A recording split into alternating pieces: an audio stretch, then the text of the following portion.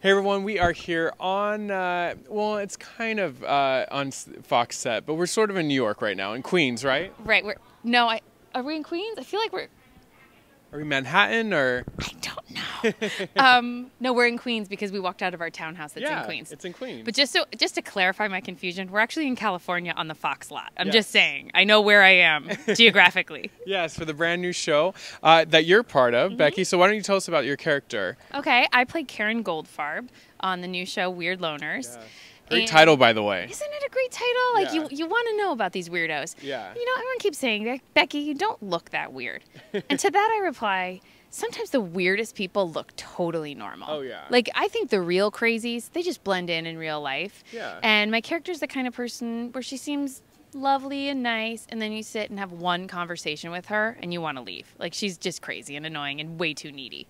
Okay, so tell us how, like, you have a couple main cast members, so tell us kind of like your correlation with them. Are you friends with them? How do you know them? What's great about this show is all the characters meet for the first time in the first episode. Okay. So there's not a lot of backstory that we need to bring people up to speed on. It's just sort of like these four randoms suddenly live in close proximity, and their relationships start with the show. So the audience gets to know them as they get to know each other. And I think that's new because on TV, you sort of see these characters that may have gone to college together. These characters didn't know each other. And I think that's really beautiful. And they don't make sense together, which is why it's so great.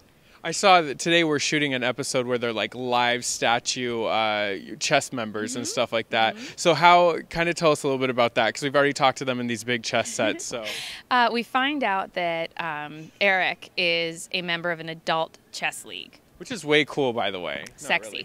Yeah. And he has a friend, Carl, who falls in love with Karen, my character, when he sees her. And she's like, I'm not going out with that loser guy who's dressed as a chess piece. Yeah. And long story short, she goes out on one date because Eric begs her, and she's like, oh, that was so horrible.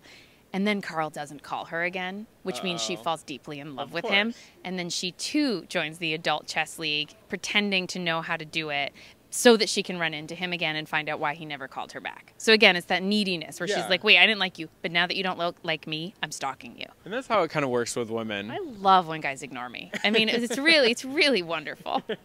Let's say you weren't in the show, but you're just hanging out on set today and watching the whole thing go down. Why would you watch the show? What's going to be the reason that people are going to tune in? Because these characters are having very normal conversations in completely absurd situations. So, like, we're talking about life and love while dressed like chess pieces and not really acknowledging it. And I like that, the juxtaposition of total absurdity with very normal human interaction. And I think it's a really great thing. It's an element in every episode.